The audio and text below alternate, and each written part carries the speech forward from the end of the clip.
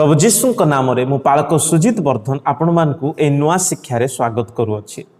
आजिर ए शिक्षा होछि जीशुंकर आगमन समय मंडली मनोनीत लोक माने काहीकि शून्य मंडल रे नीत हेबे बा आउ गोटे भाषा रे कहिले जीशुंकर आगमन समय मंडली काहीकि ऊर्ध्वांतर बा शून्य मंडल रे रैप्चर हबो। दीटा कारण वाक्य रे प्रकाश करा जायछि। रैप्चर विषय हुए तो अनेक थर आपण शुणिथिबे किंतु ए शिक्षा हुए तो आमान को एक नूतन भरोसा पुणी ताहांक निमंते रैप्चर रे शामिल हेबा पई आमान को सहाय्य करिवो। रैप्चर कौन अटे एवं रैप्चर केबे घटिबो ए विषय रे पूर्वरु मु वीडियो बनैछि। आपण माने चाहिले से वीडियो देखि पारिबे रैप्चर प्रकृत अर्थ जानिबा पई। किंतु आजिर ए वीडियो रे रैप्चर काहे की हबो ए दीटा कारण निहाती प्रत्येक विश्वासी माने जानिबा दरकार। प्रथम कारण रैप्चर एथिपाई घटिबो जे जेते बेले जीशु ख्रीष्ट आगमन करिवे सेते बेले मंडली जीशु को मध्य आकाश रे साक्षात करी ताहांकु सादरे अभ्यर्थना करिबा पई आमे ऊर्ध्वांतर हेबा। जदि आपण माने प्रथम थेसलोनिके तार 4 अध्याय तार 16 आ 17 पद पढ़िबे तहिरे षष्ठ लेखा अछि। देखंतु कारण प्रभु आपे आदेश देई प्रधान दूतंक स्वर और ईश्वरंक तुरीवाद्य सहित स्वर्गरु अवतरण करिवे। सेथिरे जो माने ख्रीष्टंक ठारे थाई मरि अछंती सेमाने प्रथमरे उठिबे। परे आम्भे माने जेते लोक जीवित रही अवशिष्ट थिबु प्रभुंक सहित साक्षात करिबा निमंते आम्भे माने सेमानक सह मेघमाला रे शून्य मंडल को नीत हबु। एही प्रकारे आम्भे माने सर्वदा प्रभुंक सहित रहिबु।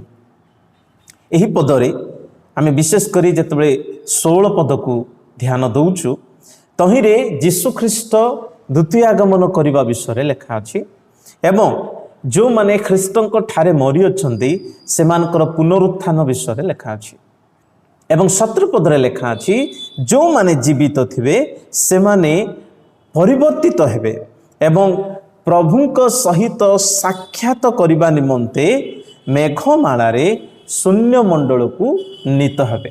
अर्थात पुनरुत्थित विश्वासी माने एवं परिवर्तित विश्वासी माने समस्ते शून्य मंडल को ऊर्ध्वांतर करा जिवे जीशु को साक्षात करिबा पई। ए साक्षात शब्द निमंते ग्रीक भाषा रे जो शब्द व्यवहार करा जायछि तार मूल शब्द होछि अपांटेसिस। ए अपांटेसिस रो अर्थ हैला साधारण साक्षात नुहे, यह एक स्वतंत्र प्रकार साक्षात अटे। It's a specific type of meeting.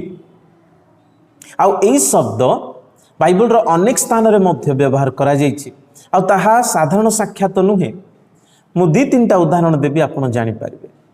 Matthew तार 25 अध्याय 1-6 पदरे देखिबे जीशु बर भाबरे जेतेबेले आगमन करिवे कन्या प्रस्तुत हेई ताहांकु साक्षात करिवा पई जाउछन्ते आ सेही साक्षात निमंते ए ग्रीक शब्द अपांटेसिस ही व्यवहार करा जायछि मूल अर्थ रे। आउ गोटे पद जदि आपण देखिबे प्रेरित तार 28 अध्याय तार 15 पद एही पदरे मध्य पाउल जेतेबेले रोम को जाउछन्ते रोम रो विश्वासी माने पाउलं को भेटिबा पई सिटी बाहरु आसी पाउलं को स्वागत करूछन्ते आ एहा देखि पाउल आनंदित हेले बोल लेखा अछि। अर्थात एई पदर अर्थ हैला जेतेबेले जणे डिग्निटरी व्यक्ति कोनसी सिटी को आसंती सेतेबेले लोक माने सिटी बाहर को जाई तांको भेटी साक्षात करी सादरे स्वागत करी तांको पुनर्बार सिटी को आनिबा एही अर्थ रे एही ग्रीक शब्द अपांटेसिस व्यवहार करा जायछि। तेणु मध्य एही अर्थर रिलेटेड आउ गोटे शब्द ह्यूपांटेसिस ताहा जीशु जेतेबेले विजय यात्रा कले विजय यात्रा समय आदरे समारोह स्वागत करने विषय मध्य यह लेखा अच्छे। आपण जदि यूहन्ना तार 12 अध्याय 13 पद पढ़िबे जीशु जेतेबेले जेरुसालेम को यात्रा करुछन्ति विजय यात्रा गध उपरे लोक माने खजुरी बाहुंगा धरी उच्च स्वर रे आनंद स्वर रे तांको स्वागत करी भेटिबा पाई से माने जाउछन्ते। तेणु करी प्रिय माने यीशु ख्रीष्ट जेतेबेले द्वितीय आगमन करिवे से विजय यात्रा भाव रे आछन्ते, राजा भाव रे आछन्ते एवं से गधरे आसीबे नै, से घोड़ा रे आसीबे। तबे मंडली जगत रे रही पारिबो नै। मंडली सही राजा मानक राजा प्रभु मानकर प्रभु को साक्षात करी सही आनंद समारोह रे तुरी नादरे महा आनंदरे तांकु ए जगत मध्य रे अभ्यर्थना करिबा पई आमे ऊर्ध्वांतर हबा बा राप्चर हबा। एहा को ब्लेसेड होप अटे। प्रिय माने जेते विश्वासी माने अछंती तांकर राजा जेतेबेले आसुछंती, तांकर बर जेतेबेले आसुछंती, से माने जगत रे रहिबे नै। प्रभु से मान को उठाइबे, से माने रैप्चर हेबे एवं तांको साक्षात करी तांको महा आनंद रे सादरे ए जगत मध्य रे तांको वेलकम करी आनिबे। तेणु सही महा आनंदर समारोह रे स्वागत समारोह रे सामिल हेबा पई आमे कोन प्रस्तुत होउछु कि? तेणु रैप्चर आम पई आनंद अटे। रैप्चर आमान का पई भरोसा अटे, कारण आमे तांकु राजा को स्वागत करिबा पई भेटिबा को जिबा। एवं 2 नंबर कारण हला जेतेबेले यीशु ख्रीष्ट आगमन करिवे एई मंडली को शून्य मंडल रे नीत करा जिवो, कारण एई शून्य मंडल शयतानर अधिकार रे अटे।